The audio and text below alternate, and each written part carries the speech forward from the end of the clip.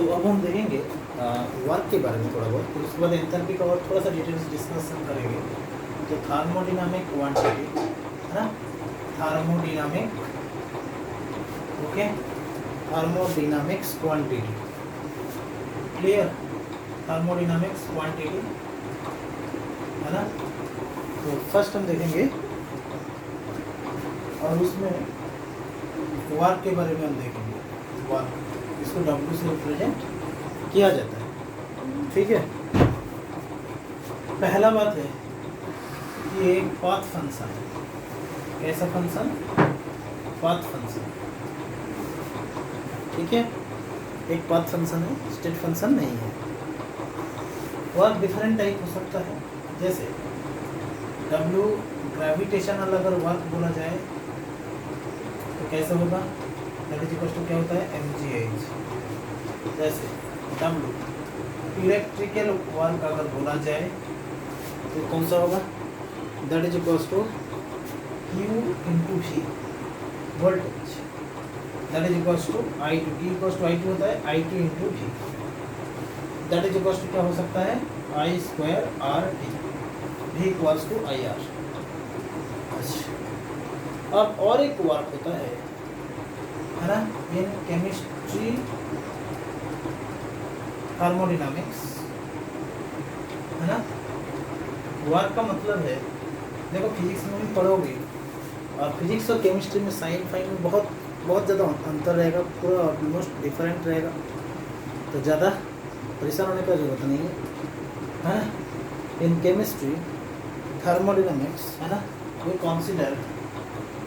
Consider कौन सा work, mechanical work, we consider mechanical work, कैसा वर्क बोलो, mechanical work.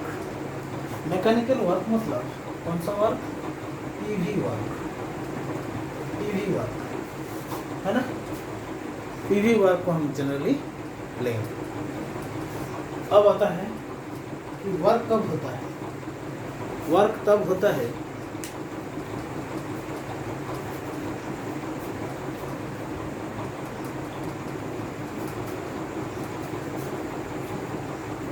work is said to be done,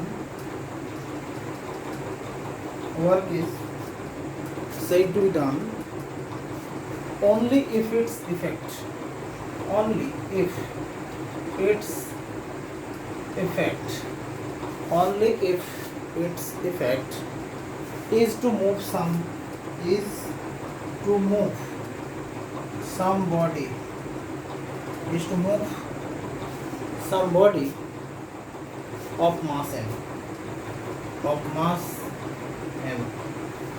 इसका मतलब हुआ कि अगर मैंने work is said to be done only if its effect is to move some body of mass m। मान लो मैंने कंटेनर ले लिया इस टाइप का सिलेंड्रिकल, फिर ऐसा है कि यहाँ पे मैंने कंटेनर ले लिया, यहाँ पे गैस रख दिया, क्या रख दिया, गैस, और इसको मैंने एज ए सिस्टम की तरह माना। यहाँ पे कौन आ रहा है, कि एक्सटर्नल प्रेशर आ रहा है, ठीक है। अब ऐसा सोचो कि अगर मैंने क्या कर दिया कि एक्सटर्नल लग रहा है ना, कि एक्सटर्नल अगर लग रहा है, ठीक से सोचो, अगर ये लग रहा है तो गैस एज ए सिस्टम की तरह बिहेव कर रहा है, तो ये अगर खुद ऊपर गया या नीचे आया तब जाके इसका क्या होगा, मूव हुआ है ना। अगर एक ही जगह पे आता है तब नहीं होगा, लेकिन थोड़ा ऊपर गया या थोड़ा नीचे गया या एक्सपांसन हुआ या कंप्रेशन हुआ, तब जाके हम बोलेंगे उसमें क्या हुआ, बोला वर्क हुआ। तो whenever the gas is expansed, so whenever the gas is expansed or compressed, gas expand हुआ या कंप्रेस हुआ, work will be done, work will be done.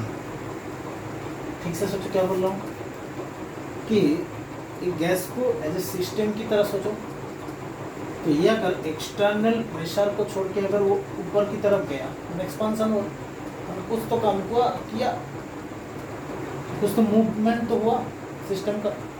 Similarly अगर मैंने ऊपर से दबा दिया तो कंप्रेशन भी होगा। तो यही दोनों क्या होगा बोला, ये दोनों होने का मतलब है वर्क डन हुआ। ठीक है इतना ओके। तो इसको मैं क्या सोचूंगा, as a mass, as a system की मास की तरह सोचूंगा। ठीक है ना, गैस को फिर से बोल रहा हूँ, गैस को मैंने एक सिस्टम सोचूंगा और सिस्टम में एक मास रहता है। तो टी एक्सटर्नल के अगेंस्ट अगर वो एक्सपेंशन होता है तब तो वर्क होता है, या कंप्रेशन दबा देता हूँ तब भी वर्क होता है। क्लियर इतना? चलो अब हम देखेंगे साइन कन्वेंशन ऑफ वर्क। तो हम वर्क के बारे में पढ़ रहे थे, वर्क डन के बारे में, ठीक है ना। तो हम पढ़ रहे थे वर्क डन के बारे में या वर्क, है ना। अब ऐसा है कि साइन कन्वेंशन है, साइन कन्वेंशन मैंने पहले भी बोल दिया, फिर से बोल देता हूँ कि heat gained by the system, heat gained by the system, heat gained by the system positive, okay. Heat released या heat lost, heat lost by the system क्या होगा, नेगेटिव।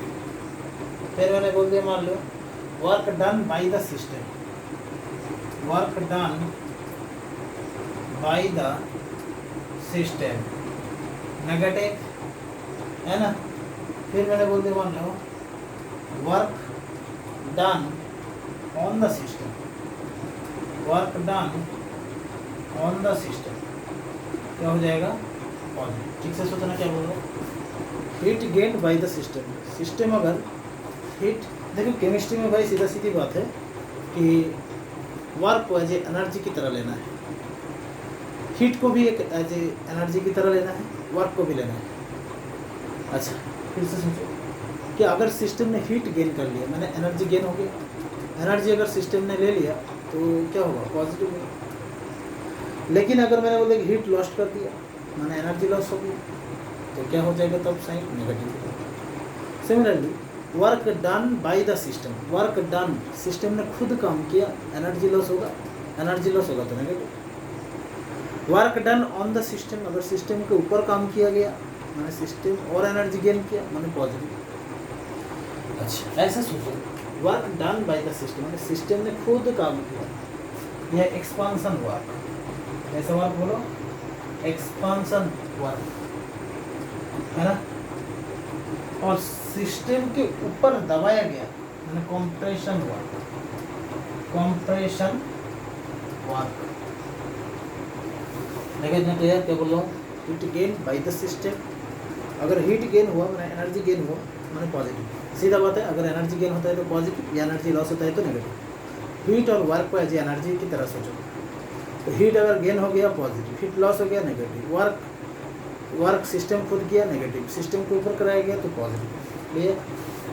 तो मैकेनिकली वर्क को रिप्रेजेंट किया जाता है force into displacement, f into del x. मैं इसको ऐसा लिख सकता हूँ, f by a into del x into a. F by a को हम बोलेंगे p into del x into a माने डेल जी। सो डब्ल्यू इक्वल्स टू क्या हो गया, p into del g. Work done का फॉर्मूला हो जाएगा minus P external into D. Minus का मतलब है सिस्टम क्या कर रहा है, एक्सपांस कर रहा है। क्या कर रहा है बोला, एक्सपांस कर रहा है।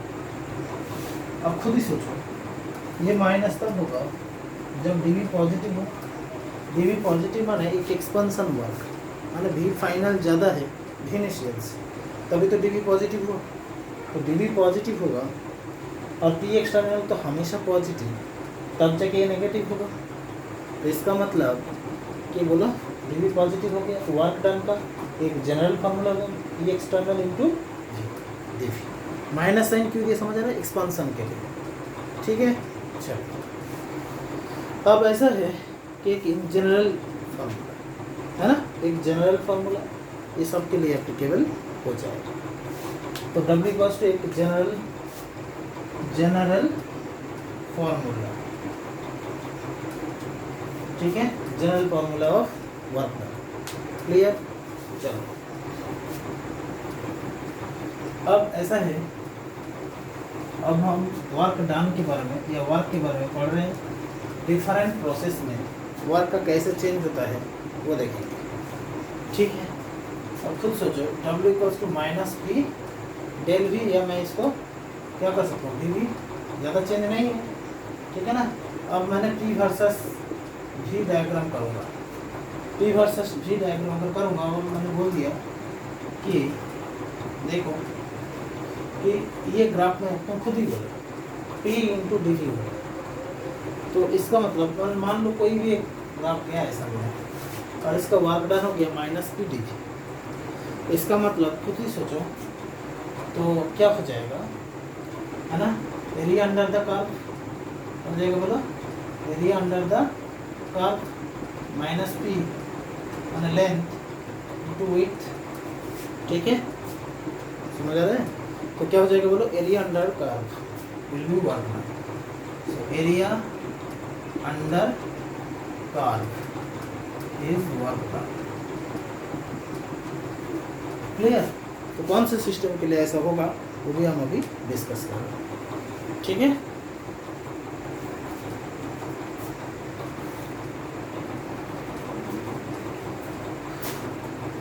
ठीक है, चलो अब हम देखेंगे, क्या देखेंगे बोला, हम देखेंगे कि यूनिट, है ना, हम वर्क पढ़ रहे थे, तो इसका यूनिट क्या होगा। यूनिट ऐसा होगा, लीटर एटमॉस्फेयर होगा, है ना, जूल होगा, कैलोरी होगा। इसका मतलब देखो एक एनर्जी का यूनिट हो रहा है लेकिन, है ना, तो इसलिए मैंने बोला था केमिस्ट्री में वर्क का मतलब तुम थर्मोडायनामिक्स में स्पेशली एनर्जी सोचो, ठीक है। जूल होता है, कैलोरी होता है और लीटर एटमॉस्फेयर, ठीक है ना। Normally commonly litre atmosphere use होता है, ठीक है। सो 1 एटमॉस्फेयर लीटर या लीटर एटमॉस्फेयर जैसे भी बोल सकते हो, 10 क्या होता है बोलो, 101.325 जूल, 325 जूल होता है। कैलकुलेशन इजी करने के लिए इसको तुम 100 जूल मान सकते हो कैलकुलेशन, और 1 बार लीटर ये तो एग्जैक्टली होता है 100 जूल। तो जब न्यूमेरिकल करोगे तब ये सब चीज़ आएगा। 1 लीटर एटमॉस्फेयर आएगा तो उसको तुम्हें क्या करना है, 100 से मल्टीप्लाई करना है, या 101.325 से, और जूल में आएगा। और 1 बार लीटर अगर है तो कोई दिक्कत नहीं है, that is equals to 100 joule. Clear, इतना क्लियर, ओके।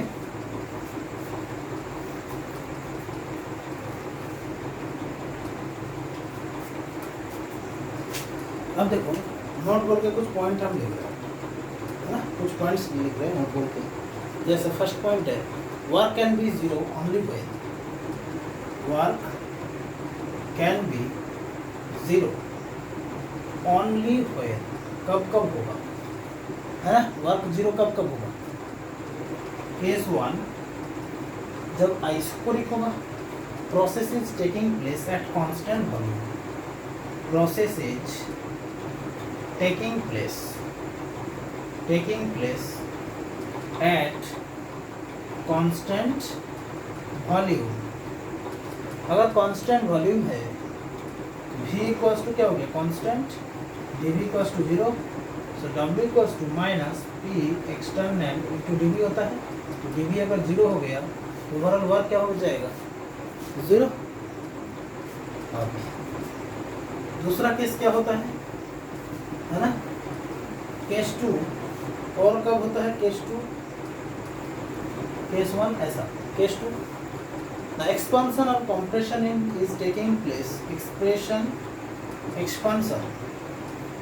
एक्सपेंशन और compression is taking place, है ना, is taking place at zero external pressure, at zero external pressure, zero external pressure, जिसका मतलब है फ्री एक्सपांशन। फ्री एक्सपांशन, देखो free expansion मैंने बोला था कोई भी बंदा फ्रीली तब काम कर सकता है जब उसके ऊपर प्रेशर ना हो। तो कोई भी सिस्टम फ्रीली एक्सपांस कर सकता है जब उसका एक्सटर्नल प्रेशर क्या हो, ज़ीरो। मैंने वही बोला कि एक्सपांसन और compression is taking place at zero external pressure. देखो यही तो बात है, W equals to minus P external into D V. अगर इसको जीरो करो तो जीरो और इसको जीरो करो तो जीरो, दो ही तो सिस्टम है। अगर ये जीरो हो जाएगा तो डब्ल्यू भी क्या हो जाएगा, जीरो। तो दोनों process work equals W equals to minus P D V. तो डी वी को जीरो करो माने भी कांस्टेंट, माने आइसोकोरिक प्रोसेस, तब भी वर्क जीरो। और कब जीरो ना, जब P इक्वल्स टू जीरो, है ना। P माने P एक्सटर्नल, माने एक्सपेंशन और कॉम्प्रेशन अगेंस्ट जीरो प्रेशर, माने free expansion. Clear. Second point है ना, क्लियर कट आइडिया ले लो, थोड़ा धीरे धीरे पढ़ेंगे इस चैप्टर को, पहले ही बोला। सेकेंड पॉइंट कुछ ऐसा है कि if pressure is given, if pressure is given as a function of volume, as a function of volume, then है ना, there is no need to know, then there is no need to know, then there is no need to know क्या, about process to calculate work,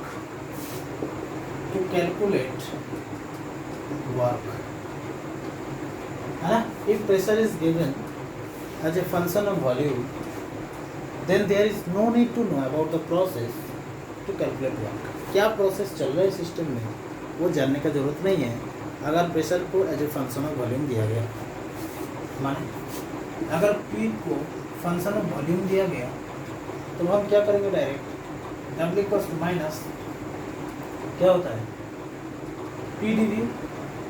तो यहाँ पे हम क्या कर देंगे, है ना, बोलो एफ भी डी वी। अब अगर लिमिट लेना है तो ऐसा कर देना D1 टू D2, माना इनिशियल टू फाइनल, ऐसा कर सकते हो। तो डायरेक्ट इंटीग्रेशन कर दो, कम खत्म। क्या हो रहा है सिस्टम में कुछ देखने का जरूरत नहीं। क्लियर इतना, इतना क्लियर। चलो नेक्स्ट पॉइंट देखते हैं, है ना। थर्ड नंबर पॉइंट ऐसा सोचो कि रिवर्सिबल प्रोसेस,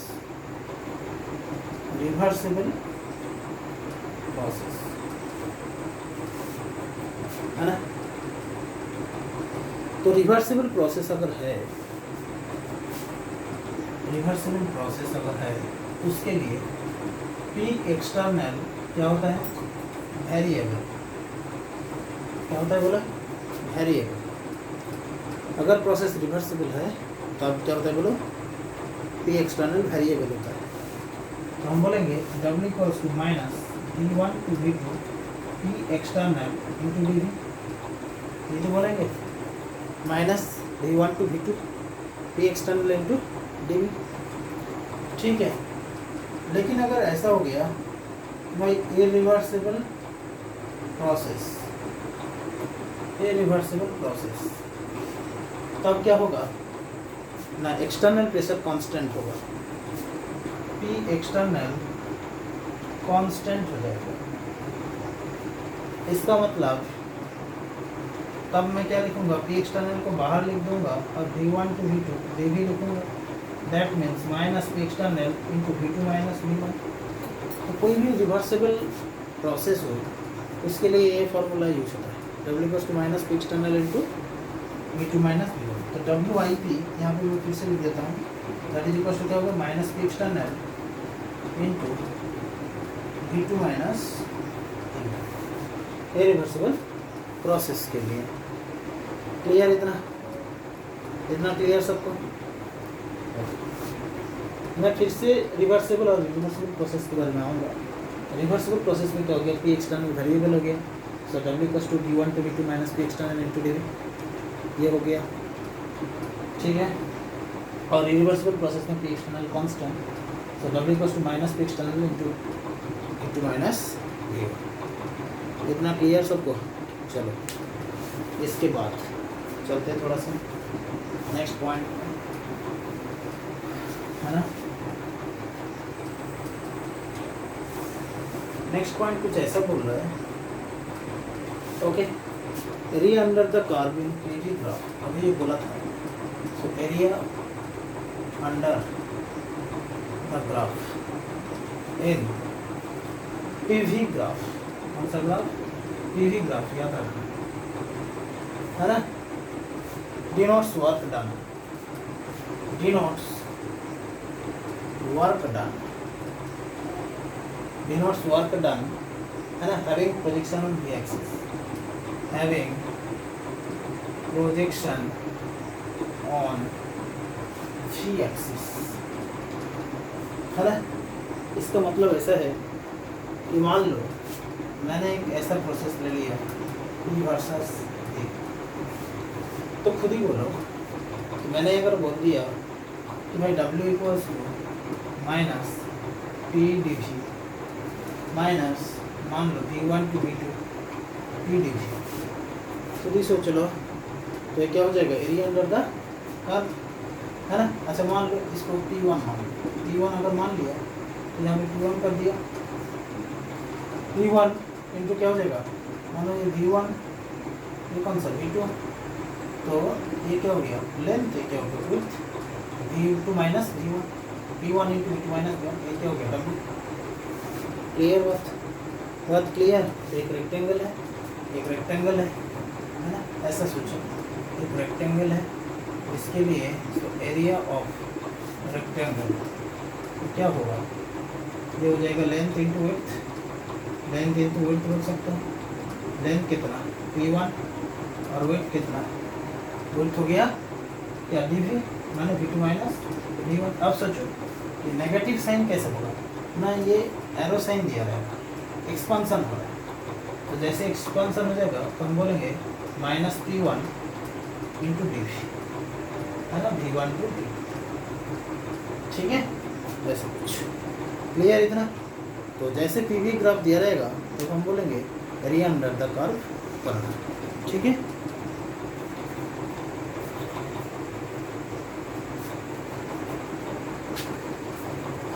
चलो थोड़ा सा और आगे बढ़ते हैं, नेक्स्ट पॉइंट की तरफ चलते हैं, है ना।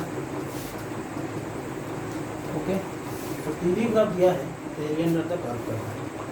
अब ऐसा फॉर साइक्लिक प्रोसेस, है ना, for cyclic process, the cyclic process है, for cyclic process area under the curve denotes what now, area under the curve, area under the curve denotes work done.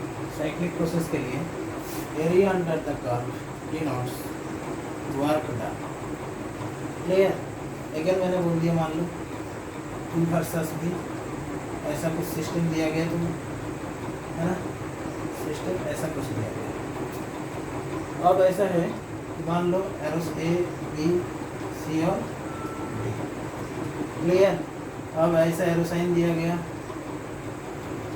ठीक है। अब हमें क्या करना है ना, वर्क निकालना है, वर्क निकालना है तो हमें क्या करना है, एरिया अंडर द कर्व करना, ठीक है ना। एरिया अंडर द कर्व कैसे होगा, तो W इक्वल्स टू, खुद ही सोचो क्या होगा, सोचो। मान लो इस पोजीशन में प्रेशर P1, इस पोजीशन में प्रेशर P2, है ना, तो चेंज कितना हो गया, माइनस तो देना ही देना है, P2 माइनस P1 से क्यों देना है वो अभी डिस्कस करेंगे, है ना। तो यहाँ पे कितना वॉल्यूम मान लो V1 और यहाँ पे वॉल्यूम मान लो V2, तो इंटू V2 माइनस V1 हो जाएगा। तो W equals to minus V2 minus V1 into V2 minus V1, ये difference length minus width, length into width. अब माइनस साइन हमें कैसे पता चलेगा?